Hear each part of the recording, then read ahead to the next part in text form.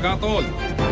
Finding the accused, former President Joseph Ejercito Estrada, guilty beyond reasonable doubt of the crime of plunder.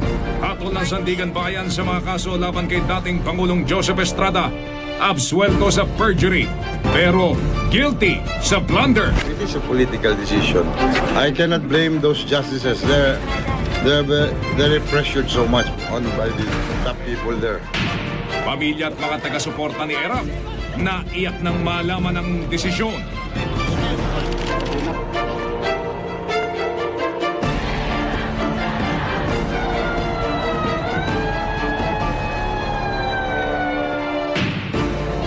Pangulong Gloria Arroyo, tahimik lang, pero kanyang abogado, ganado. Parusa kay Erap, reclusion perpetua.